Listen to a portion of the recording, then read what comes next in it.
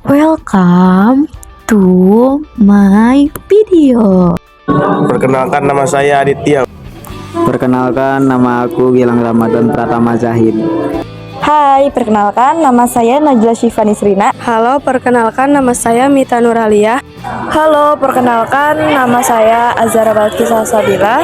Hai, perkenalkan nama aku Risma Ramadhani. Tes. Halo, apa kabar semuanya? Selamat datang di video kami. Kali ini kita akan bawa tema yang seru banget nih buat para pelajar yang suka pelajaran sejarah, yaitu perlawanan Pattimura di Maluku, perlawanan Pangeran Diponegoro, dan perlawanan Kesultanan Palembang melawan Belanda. Gimana sih awal mula perlawanan tersebut, apa terjadi, kronologinya gimana, dan dampak apa aja sih yang ditimbulkan? Daripada kalian penasaran, so stay listening and learning. Penyebab perang Pattimura sekitar abad 16-17 selesai, bangsa-bangsa Eropa seperti Inggris, Belanda, Spanyol, dan Portugis yang datang ke Maluku memang sudah mencoba memperebutkan kekuasaan dagang di wilayah tersebut. Maluku sempat berada di bawah kekuasaan Inggris hingga pada awal abad 19. Kawasan Maluku kembali berada di bawah kekuasaan Belanda. Hal ini terjadi setelah Inggris menandatangani perjanjian Traktat London dengan menyerahkan wilayah kekuasaan Indonesia kepada Belanda. Dalam buku sejarah Indonesia modern 1200 sampai 2004 1981 karya MC Rickles disebutkan beberapa alasan munculnya perlawanan masyarakat Maluku terhadap Belanda pada 1817. Salah satunya adalah tindakan sewenang-wenang dari Residen Saparua Vandenberg yang membawa kesengsaraan bagi rakyat Maluku karena kerja paksa yang sebelumnya dihapus pemerintah Inggris justru kembali dilakukan. Rakyat Maluku juga diwajibkan untuk menyediakan perahu guna memenuhi keperluan administrasi dan militer Belanda tanpa diberi bayaran. Selain di Saparua, rakyat Maluku di tempat lain juga diharuskan untuk menyerahkan ikan asin, kopi, dan hasil laut lainnya kepada Belanda. Belanda juga melakukan monopoli perdagangan rempah-rempah melalui pelayaran Hongi di Maluku. Kronologi perang Pattimura. Pada Mei 1817, rakyat Maluku mulai membuat beberapa pertemuan untuk membahas strategi dan konsep perlawanan terhadap Belanda. Dalam pertemuan 14 Mei 1817, rakyat Maluku mengangkat sosok Thomas Maltules yang merupakan bekas tentara Korps Bambon sebagai pemimpin pergerakan dengan sebutan Kapiten Pattimura. Setelah dilantik, Pattimura kemudian memilih beberapa orang untuk membantunya berjuang melawan Belanda, yaitu Antoni Rebok, Philip Latimahina, Lucas Celano, Arong Risapi, Melchior Kasaulia, dan Sarsa Sanaki, Justina Marta Tiahahu, dan Paulus Tiahahu. Pada 15 Mei 1817, operasi penyerangan pos-pos dan benteng Belanda di Saparua dimulai oleh Kapiten Pattimura bersama Philip Latimahina, Lucas Celano, dan pasukannya. Operasi yang dikenal dengan Perang Saparua tersebut berhasil merebut benteng Duursede dan menewaskan kepala Residen Saparua bernama Van den Breg beserta pasukannya. Pada tanggal 20 Mei 1817 diadakan rapat raksasa di Haria untuk mengadakan pernyataan kebulatan tekad melanjutkan perjuangan melawan Belanda yang dikenal dengan nama Proklamasi Portohari. Di waktu yang sama, Belanda juga melancarkan serangan balik dengan mengarahkan 300 pasukan dari Ambon yang dipimpin oleh Mayor Betjes untuk merebut kembali benteng Durdete yang kemudian disebut dengan Ekspedisi Betjes. Upaya Mayor Verges tersebut nyatanya dapat digagalkan oleh Kapiten Patimura dan pasukannya. Kemenangan dalam pertempuran lain juga didapatkan oleh Patimura di sekitar Pulau Seram, Hutawano, Hitu, Haruku, Waisisil, dan Larike. Pada tanggal 4 Juli 1917, sebuah armada kuat Belanda yang dipimpin Overste de Groot berangkat menuju Saparua dengan tugas menjalankan vandalisme. Wilayah Hatawano di bumi hanguskan dan Belanda mulai berbagai siasat termasuk berunding serang mendadak. Aksi vandalisme dan adu domba yang dijalankan silih berganti. Belanda juga melancarkan politik pengkhianatan terhadap Kapiten Patimura dan para pembantunya. Pada tanggal 11 November 1817 dengan didampingi beberapa orang pengkhianat, Letnan Pietersen berhasil menyergap Kapiten Patimura dan Philips Latumahina saat berada di dilansir dari buku Kapitan Patimura 1985 karya I.O. Nulaita disebutkan bahwa Kapiten Patimura dikhianati oleh Raja Boy dari Saparua. Ia membocorkan informasi tentang strategi perang Patimura dan rakyat Maluku, sehingga Belanda dengan mudah mampu merebut kembali Saparua. Pada tanggal 16 September 1817, para tokoh pejuang yang ditangkap oleh Belanda yaitu Kapitan Patimura, Anthony Rebuk, Philip Latumahina, dan Said Parintah pun harus berakhir di tiang gantungan di depan benteng New Victoria, kota Ambon. Hal inilah yang menjadi akhir dari perang Patimura sekaligus sebagai pengorbanan terakhir Kapten Patimura bagi bangsa dan negaranya. Dampak perang Patimura. Salah satu dampak perjuangan yang dilakukan dalam perang Patimura adalah direbutnya benteng Durstede oleh rakyat Maluku. Selain itu, perang Patimura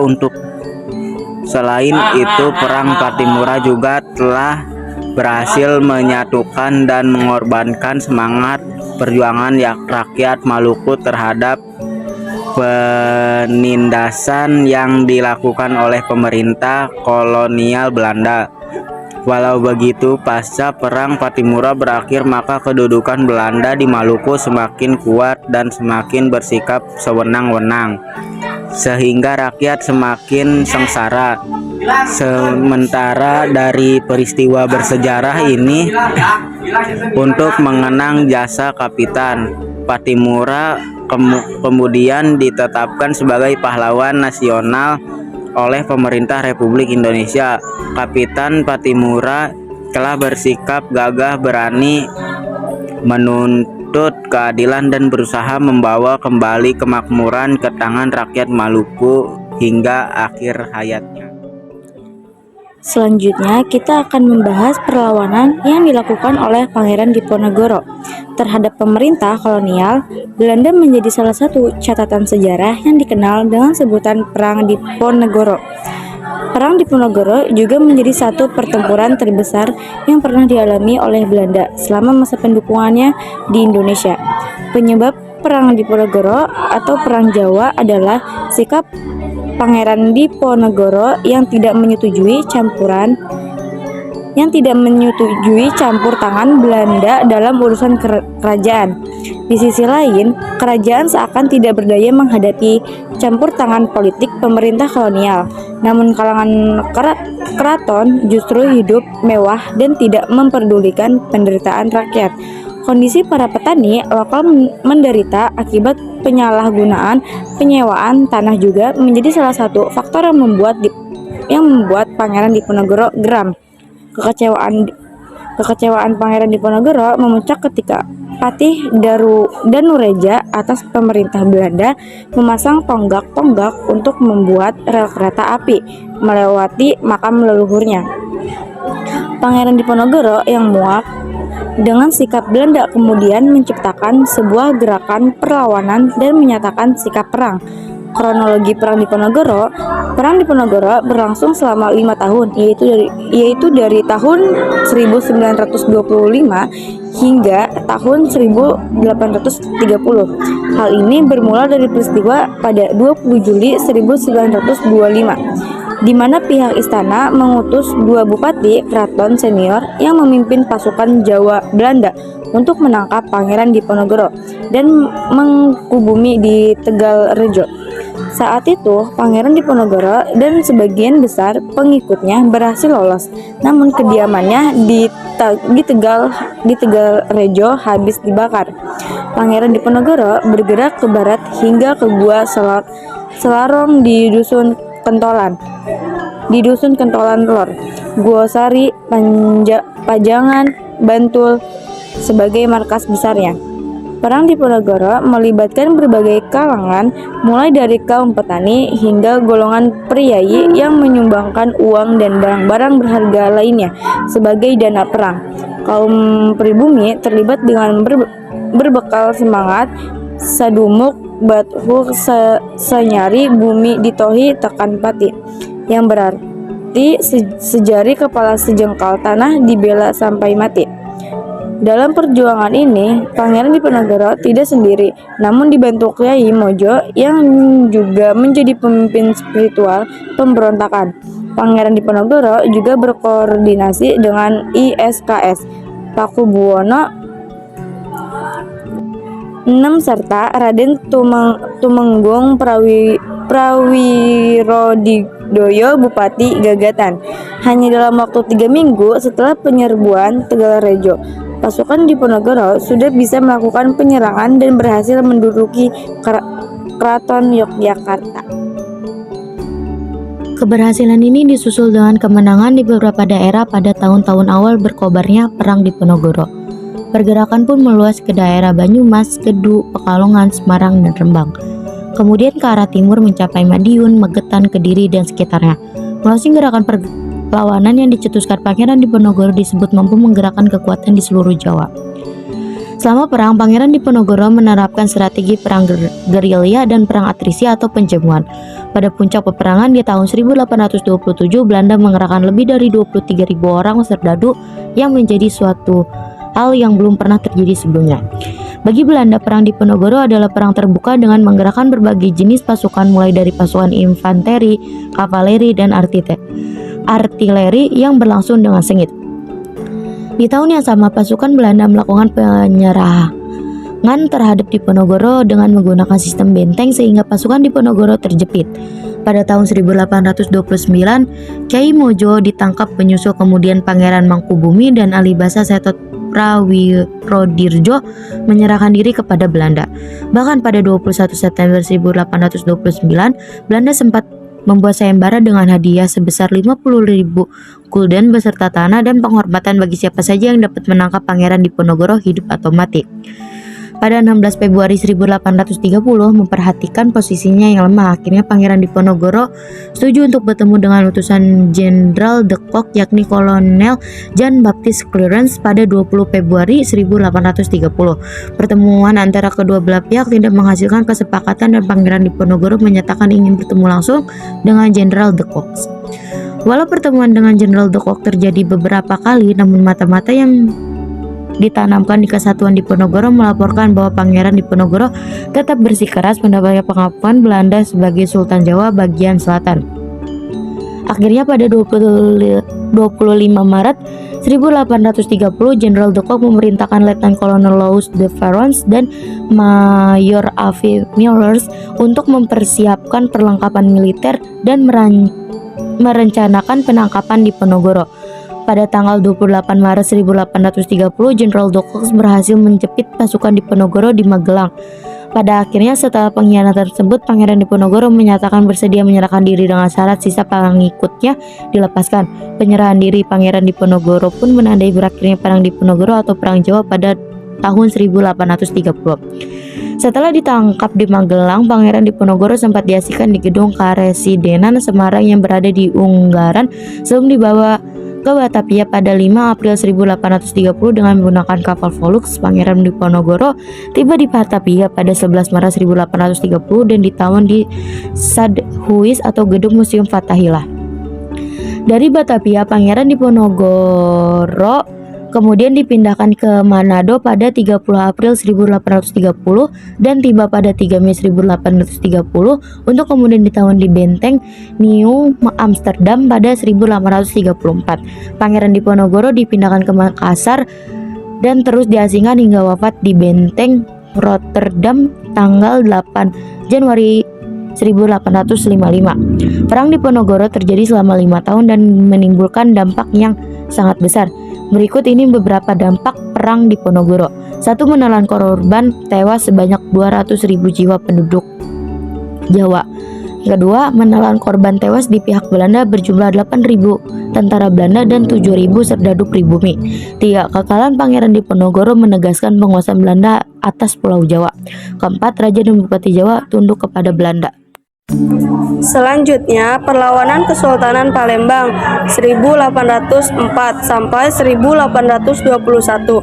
Belanda sudah lama menduduki Palembang. Pendudukan Palembang sangat penting artinya bagi Belanda, setidaknya karena dua alasan berikut. 1. Posisi strategis Palembang yang menghubungkan antara wilayah kekuasaan Belanda di Jawa dan Sumatera. Di Sumatera, Belanda berniat menguasai perdagangan lada, suatu komoditas yang juga menjadi incaran Inggris. 2. Belanda berkepentingan menguasai pertambangan timah di Bangka dan Belitung, dua wilayah yang berada di bawah kedaulatan Kesultanan Palembang. Rakyat Palembang menunjukkan sikap antipati yang tinggi sejak Belanda menduduki wilayah mereka. Sikap antipati yang sama kelak mereka tunjukkan terhadap penjajah Inggris. Baru pada masa pemerintahan Sultan Mahmud Badarudin II 1804 sampai 1812, 1813, 1818 sampai 1821. Resistensi itu memuncak menjadi sebuah perlawanan yang besar. Perlawanan ini terjadi antara tahun 1804 sampai tahun 1821. Aktor penggeraknya adalah Sultan Badarudin sendiri. Ia bukanlah sahabat Belanda. Perjanjian memusatkan tentang 1811. Sebagian kecil pasukan Belanda masih bertahan di Palembang. Pada saat yang sang Belangri, sebagian besar perhatiannya ke Inggrisan. Kondisi ini menentang dimanfaatkan oleh Badarudin. Diam-diam ia menyerang garnison Belanda di Palembang. Badarudin juga keberadaan Inggris di wilayah kekuasaannya. Mengetahui pada tahun 1812 menjajah isi istana serta melantik adik nama Najamuddin 1812 sampai 1813, 1813 sampai 1818. Badarudin berhasil lolos, namun pada tahun 1813 ia menyerah sikap Palembang. Sikap Badarudin yang tunduk kepada Inggris membuat Residen Inggris di Palembang menundukkannya kembali ke tahta kesultanan pada tahun 1813. Namun, Badarudin tidak sampai sebulan duduk di singgasana karena Thomas S. Raffles, penguasa tertinggi Inggris di Hindia Belanda, menolak penetapan itu. Oleh Raffles, Najamuddin didudukan lagi sebagai sultan. Ketegangan antara kedua bersaudara ini terus berlanjut hingga Belanda memperoleh kembali bekas jajahannya di Nusantara, termasuk Palembang, dari Inggris pada tahun 1814 berdasarkan Konvensi London. Pada tahun 1818, Belanda mengirimkan ekspedisi pertama ke Palembang pasca Konvensi London. Setelah menguasai Palembang, Belanda mengasingkan Najamuddin ke Batavia. Karena tindakan ini tidak mengakhiri perlawanan di Palembang, Belanda kemudian mengirimkan ekspedisi kedua pada tahun 1819. Di luar dugaan Belanda, ekspedisi ini dikalahkan Badarudin. Belanda membalas pada tahun 1821 dengan menghimpun sebuah pasukan besar yang terdiri dari 4.000 tentara. Sempat dipukul mundur, Belanda akhirnya berhasil menaklukkan Palembang serta mengasingkan Badarudin ke Ternate. Putra sulung Najamuddin lalu diangkat menjadi sultan, juga dengan nama Ahmad Najamuddin, bertahta pada tahun 1821 sampai 1823. Pada tahun 1823, Belanda menempatkan Palembang di bawah kekuasaan langsung mereka dan Kesultanan Palembang dihapus. Ahmad Najamuddin dan para pengikutnya tidak puas. Ia menyerang garnison Belanda di Palembang pada 1824, tetapi berhasil dipukul mundur oleh Belanda. Sultan melarikan diri, namun menyerah pada tahun 1825. Ia diasingkan ke Banda, kemudian Manado pada tahun 1941. Pemberontakan terakhir terjadi pada tahun 1829 yang juga dapat ditumpas Belanda. Dampak dari perlawanan Kesultanan Palembang terhadap Belanda yaitu yang pertama ada sistem pemerintahan Kesultanan Palembang yang dihapuskan dan diganti menjadi kepresidenan. Yang kedua ada Kepresidenan Palembang dibagi menjadi 7 wilayah yang sebelumnya berjumlah 9 wilayah. Nah, jadi itu dia pembahasan dari kelompok kita. Gimana? Nih, seru banget kan sejarah yang kita bahas kali ini? Seru dong, pastilah kelompok 3 gitu. Kalau begitu, kelompok kita pamit undur diri dulu ya. Makasih yang udah dengerin. Jangan lupa di like ya teman-teman. Ya kalau gitu, bye-bye semuanya.